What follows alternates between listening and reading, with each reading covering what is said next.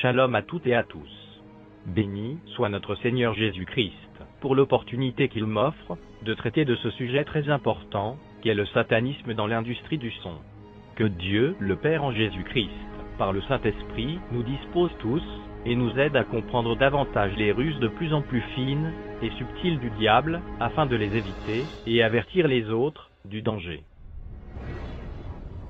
L'industrie du son. Voici le témoignage de John Todd, un ex-sataniste qui a donné sa vie à notre Seigneur, Sauveur et grand Dieu incarné Jésus-Christ de Nazareth. Grand 1. L'infrastructure communicationnelle. L'infrastructure communicationnelle est une curieuse expression pour signifier le regroupement de tous les moyens de communication à travers le monde entier. Cela comprend tous les moyens audio et visuels qui véhiculent l'information et l'acheminent vers l'individu comme entité vivante. Divers véhicules font partie de cette infrastructure: radio, télévision, revues, journaux, cassettes, disques compacts, vidéocassettes, DVD, cinéma, et sans oublier le petit dernier, l'Internet. Chacun de ces médias et canaux sont influencés par des intellectuels, des écrivains, des spécialistes, des chansonniers, des poètes, bref, ce sont des avant-gardistes, ceux qui dirigent et contrôlent les modes. Malheureusement, l'infrastructure communicationnelle est aujourd'hui concentrée entre les mains d'un groupe très restreint de personnes. Ce groupe dicte l'information propre à chaque média, sectorise l'information par groupe d'âge, et ainsi amplifie le décalage des générations. De sorte que l'individu âgé de 40 ans aujourd'hui a vécu dans l'ère de la violence. En effet, cet individu a écouté des dessins animés d'une extrême violence, a été envahi par le sexe, le libéralisme moral, a baigné dans un monde de consommation, a été assailli par l'argent, la drogue et la musique. Nous pourrions donc parler ici d'un individu conditionné par une société globale. le tout orchestré à la base par un groupe spécifique et restreint, mettant en scène les leaders communicationnels.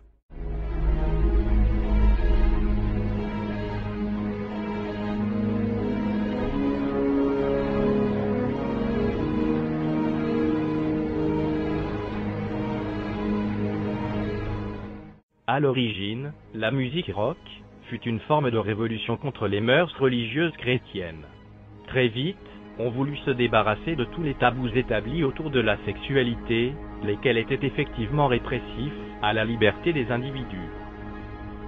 Malheureusement, une équipe organisée se chargea, à travers cette révolution, de dépasser les bornes permises par Dieu et introduisit par la suite des armes diaboliques, comme la drogue et la pornographie.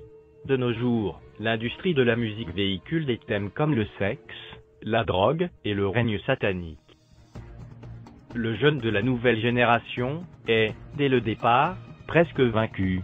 Peu importe le style de musique populaire, il sera téléguidé, d'une façon ou d'une autre, vers le sexe, la drogue et Satan, comme roi de ce monde. Visiblement, l'industrie de la musique n'exploite que ces thèmes. Il est très difficile pour un groupe musical chantant pour Dieu de percer dans cette industrie. Mais qui détient ce marché?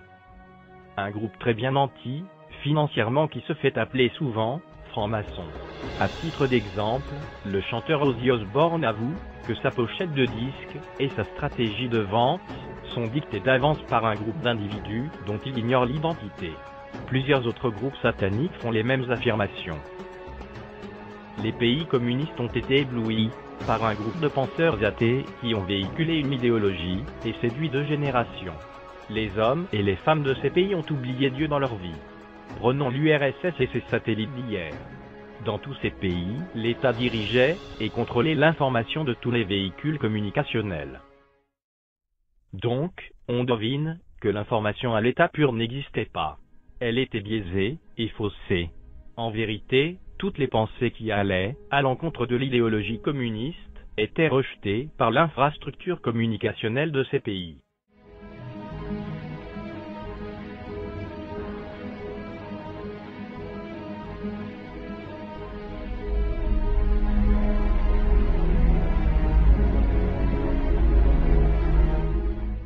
Y a-t-il des différences avec l'infrastructure communicationnelle capitaliste?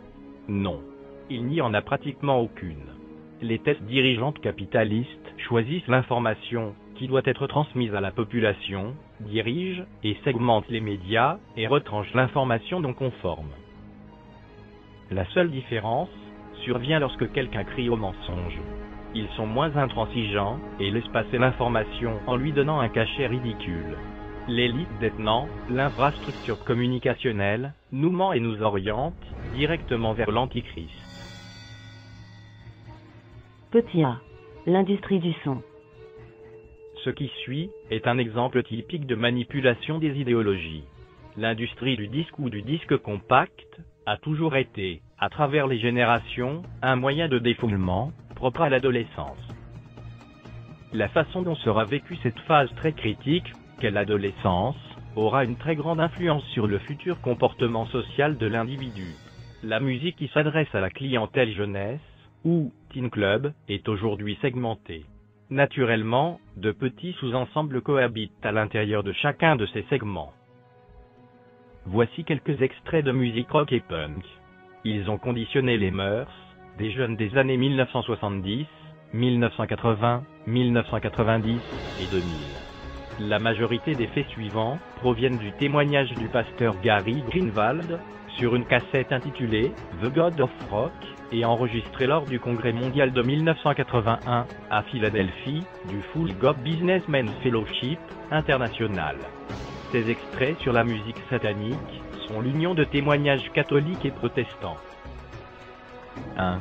Le groupe hard rock, Black Sabbath, ou Sabbat Noir, ou Messe Noire, commence sa tournée de spectacle en demandant aux milliers de jeunes présents de faire un signe spécial d'allégeance à Satan. 2. Le groupe Kiss est un logotype de KISS signifiant en français « des rois au service de Satan ». Ce fait vient de la bouche même des membres du groupe Kiss. Référez-vous au Rolling Stone Magazine. 3. Gene Simon, du groupe Kiss, dit un jour « J'ai toujours voulu savoir quel goût pouvait bien avoir la chair humaine. J'ai toujours voulu être un cannibale. » 4.